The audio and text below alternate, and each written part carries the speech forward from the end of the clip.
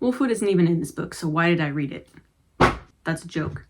Welcome to the Trigun Volume 1 review. I recorded for an hour and a half, and I hated it, so I'm doing it over. God grant me the serenity to not stumble over my sentences, the courage to post takes that aren't perfect, and the wisdom to balance authenticity and professionalism. Originally, I wanted to do both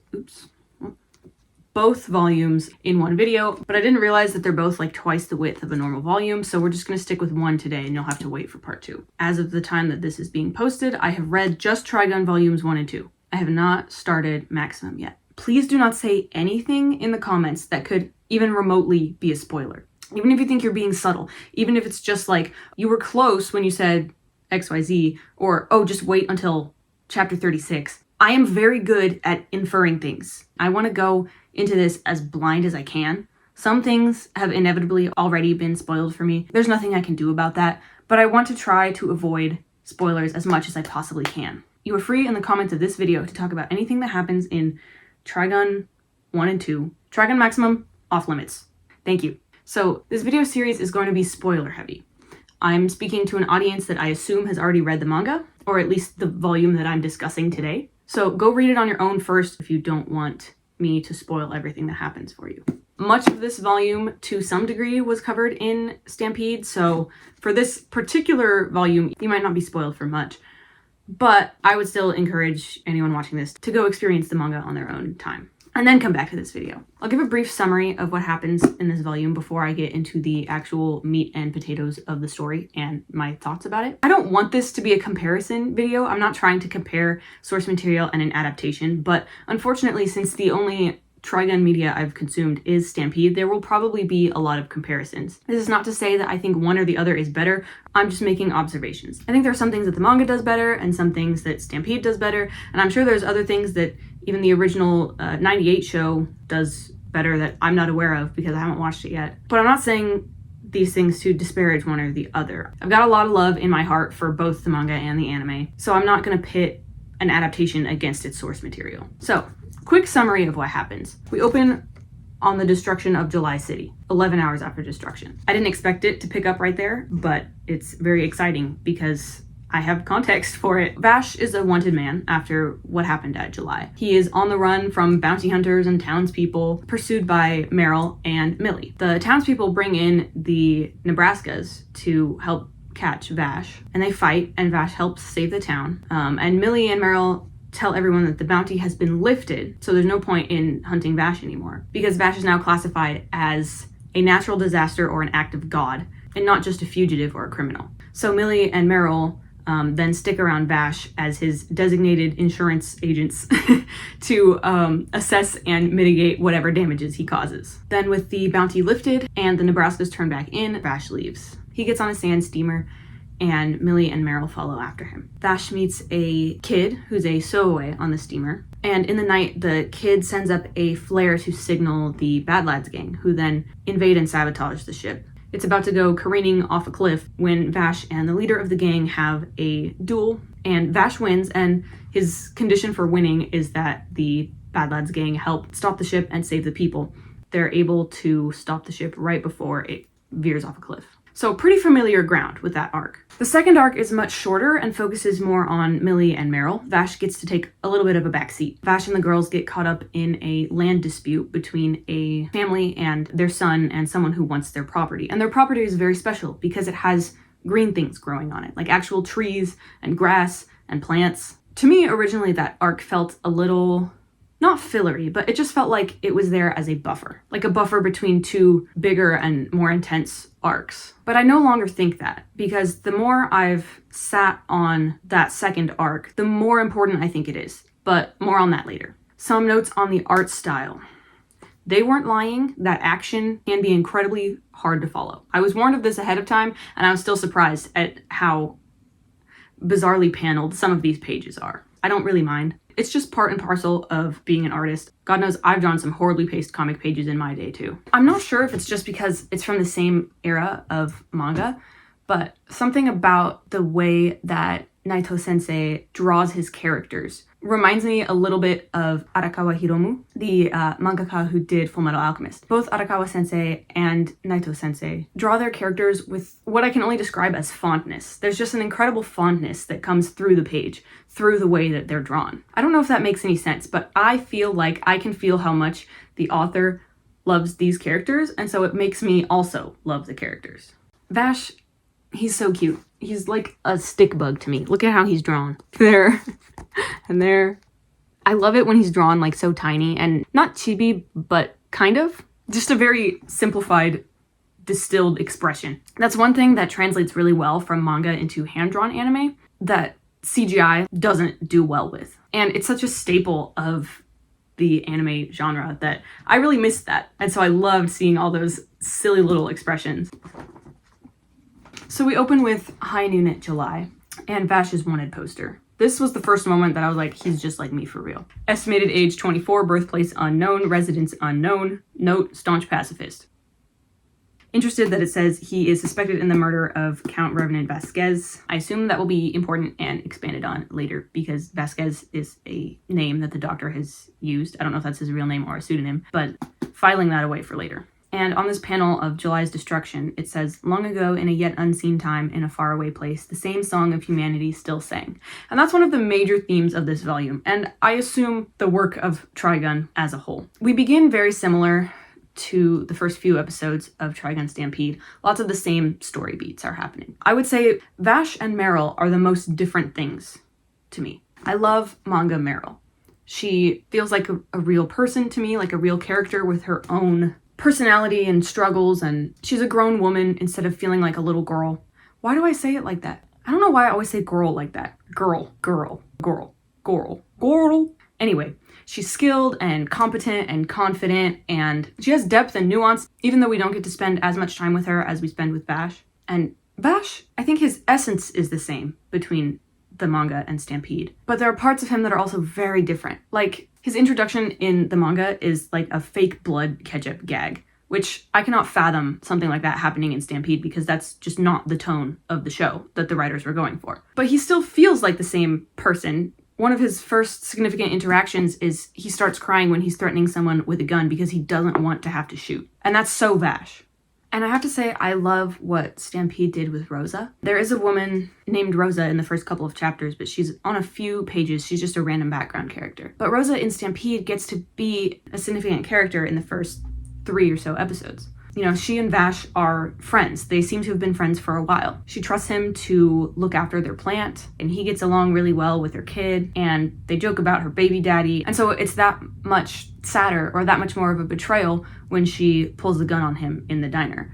In this manga, it's just some woman that we don't really know. I like that Stampede took that moment and made it hit a little harder by fleshing out her character. Another thing that's different with Vash, in the manga, he is constantly eating. A lot of people eat a lot.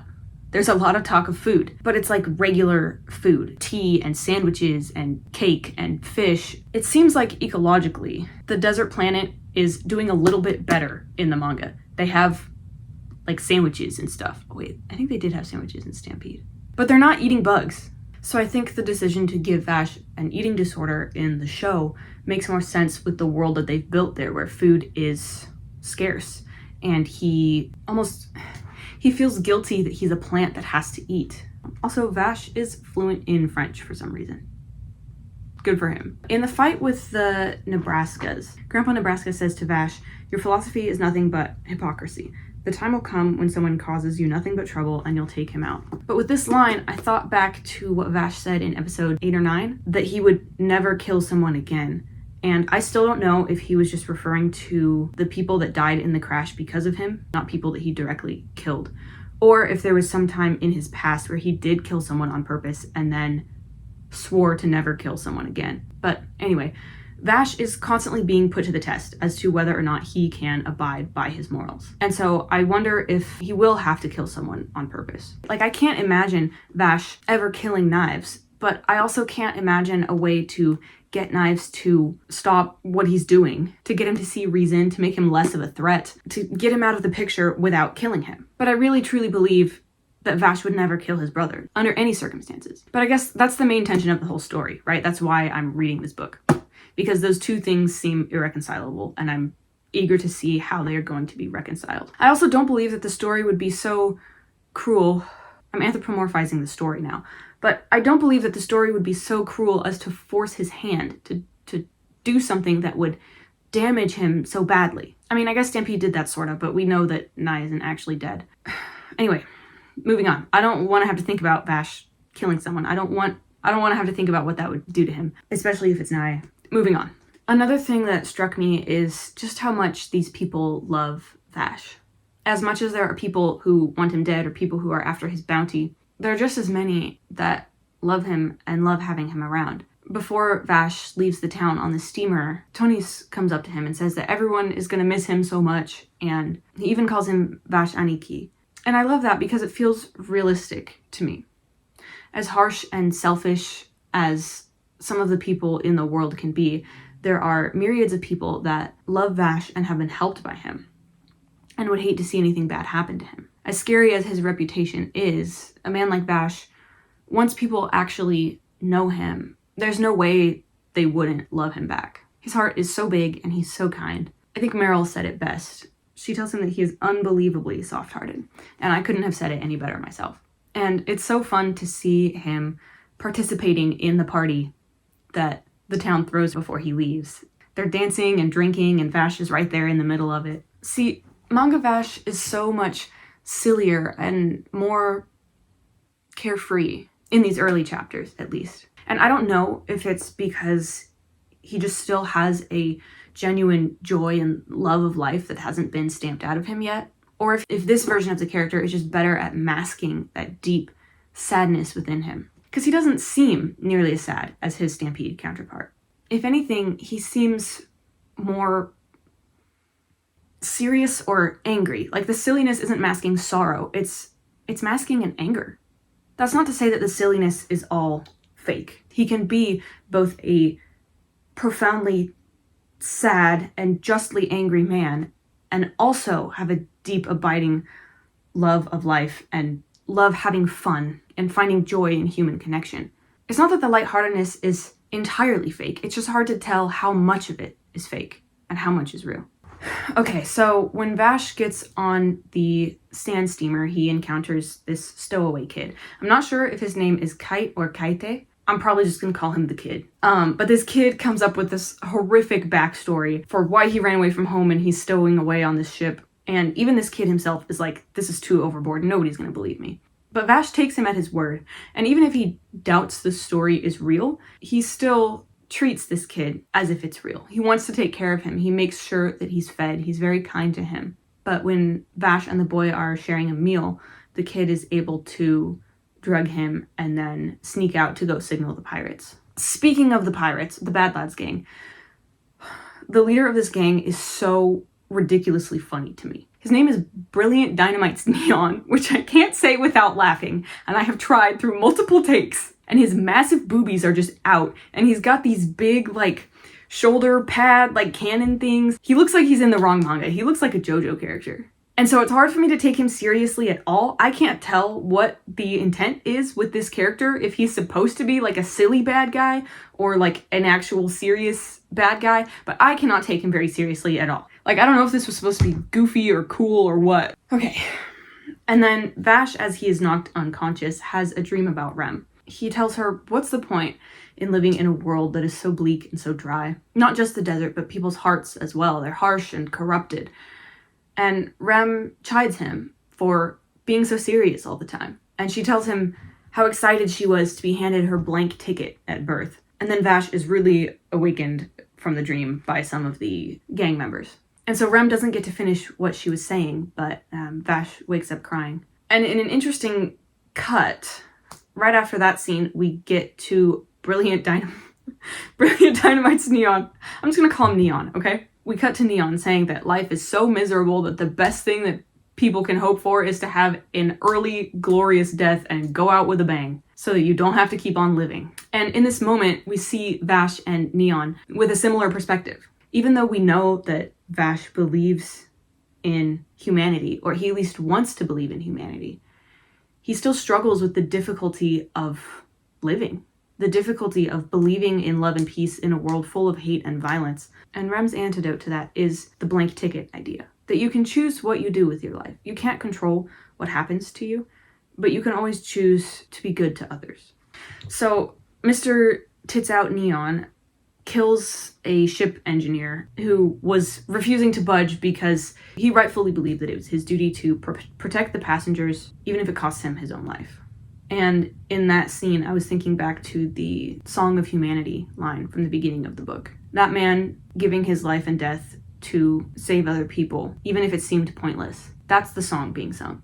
Neon, after he kills this man, admires his gutsiness and says that, what a beautiful way to go out, right? Like, based on Neon's philosophy, he just gave that man a gift. Well, it turns out that that guy was the guy that knew how to steer the ship. So it's an incredibly karmic situation. You know, the old aphorism, when you dig another man's grave, you dig one for yourself, or whatever it is. So then Neon starts threatening the kid, who knows way too much about this ship because his dad was the one that built it, and he had access to the blueprints, and that's why he was kind of the key in this whole piracy plan. But as this kid is held at gunpoint, Vash shows up right at the perfect moment, like that meme of the sniper rifle in the pews. And I will be honest, I was so prepared for the fabled brutality of the Trigun manga that I was genuinely scared that this kid might die. But then I remembered that this is Trigun and we don't kill off kids in the first part. We might be killing kids later, but we got to get you attached to them and then wait until later to make it really hurt.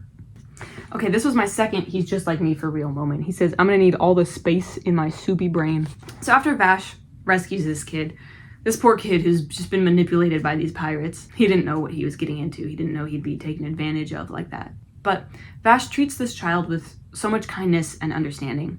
He's fantastic with kids. He never talks down to him, but he treats this child in this situation with the seriousness that the situation requires. You know, he makes sure that this kid understands that what he did was wrong, but the antidote to that guilt is to start over now and do whatever it is that you can to fix the situation. And when Vash tells him, we're going to survive this, I completely believe him. He has the confidence and the skill and the humility to back up what he says. I think that that's something that Stampede Vash was lacking. Stampede Vash is still a kind and humble man, but he's much more self-deprecating and unsure, and he is capable, but he fails a lot.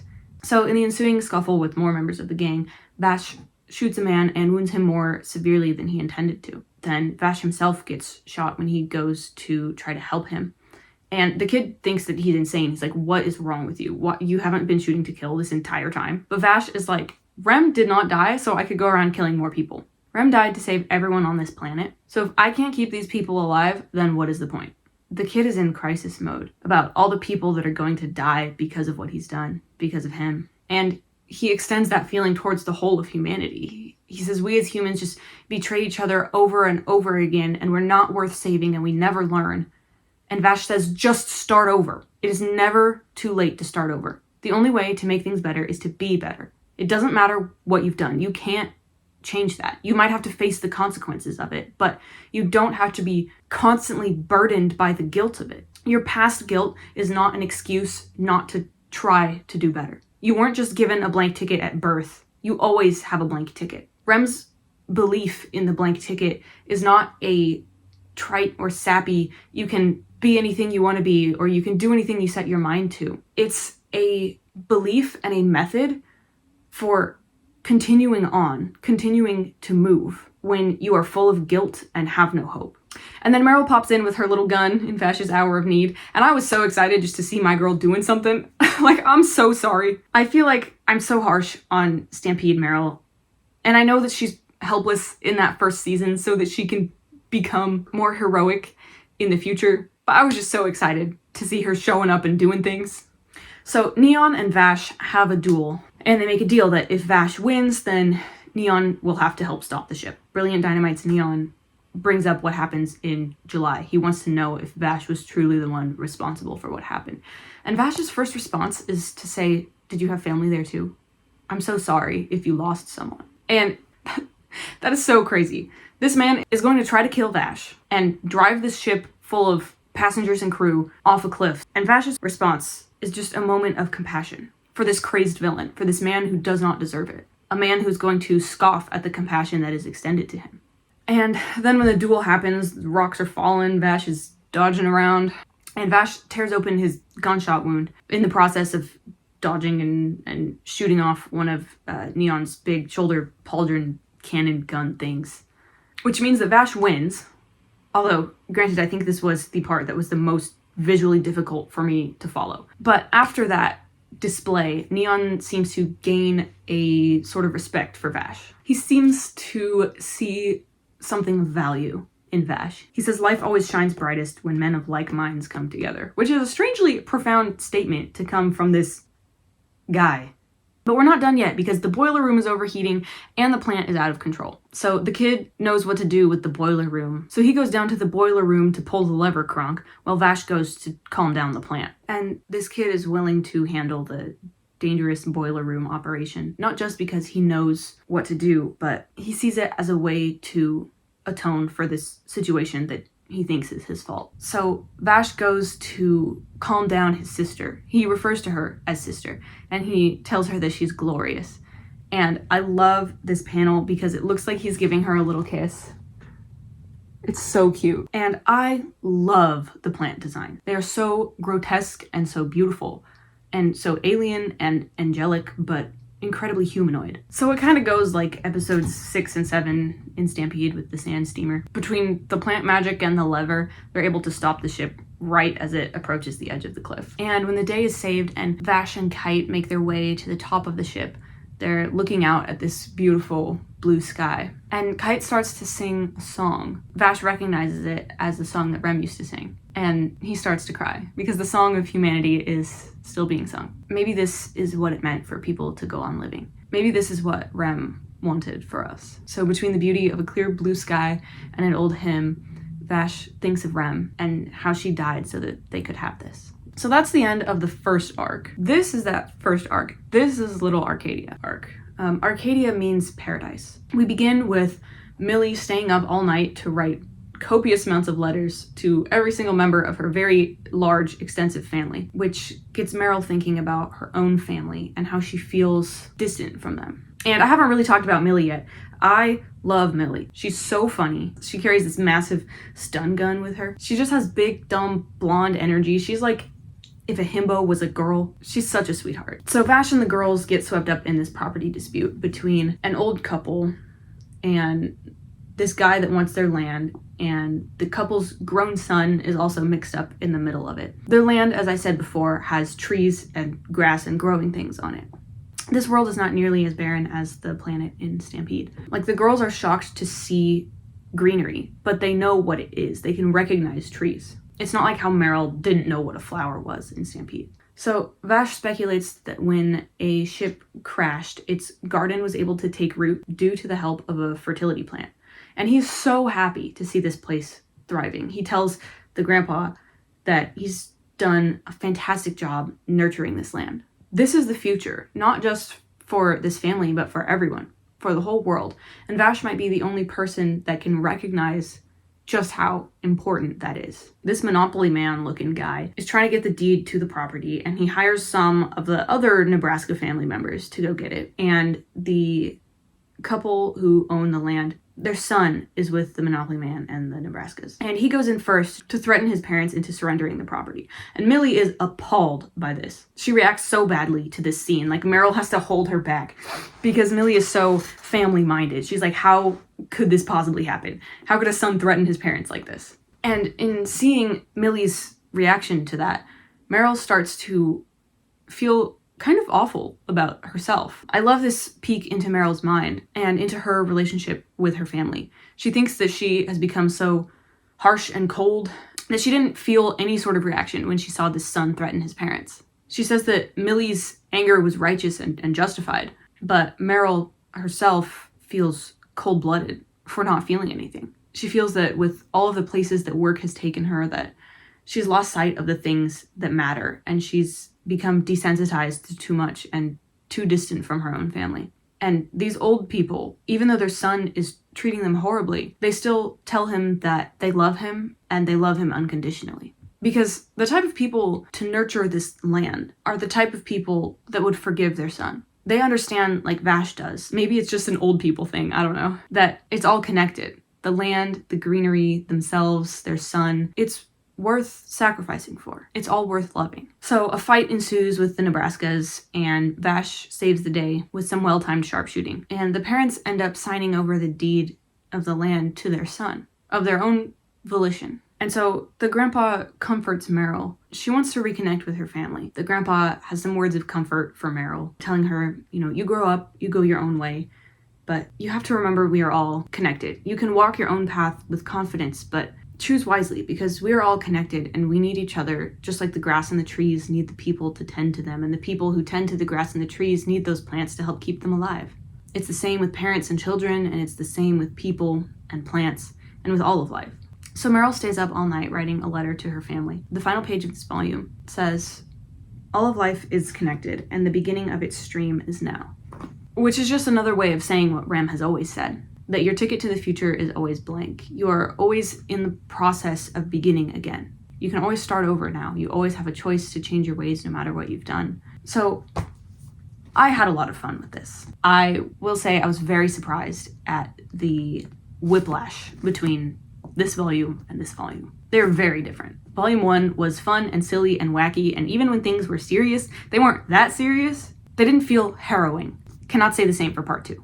The 2 arcs in this volume had really similar themes, even if their content was very different. And I think that the Arcadia arc is so important thematically, far more important than I was first inclined to give it credit for. It certainly makes the rest of the world feel less bleak. Things can grow here. People other than Vash, other than the Ship 3 crew, are living their quiet, gentle lives, trying to make a better world for the future. And it's so necessary, considering the deep plunge into the depths that this volume takes. I enjoyed volume 2 so much, I took no notes because I was just blazing through it. I couldn't put it down. So I need to reread it before I can provide actual insight or analysis. I wanted to hear Vash say love and peace in this volume. I expected to hear him say love and peace, since that's like his whole thing. But maybe that's more of an anime thing. I don't think he said it once in either of these. Anyway, thank you for watching. Thank you for being patient with me as I try to figure out how to make these videos. It was so hard for me to script this and film this, and I don't know why. You would think that the spontaneous off the dome stuff as I'm like watching the show would be harder, but this was 10 times harder. But hopefully now that I've got one of these videos under my belt, it should be a lot easier to do the rest. Thank you for watching, and I'll see you later. Bye! Apologies for my incredibly busted manicure. I glued on fake nails to go see the Barbie movie, but I don't know how to take them off.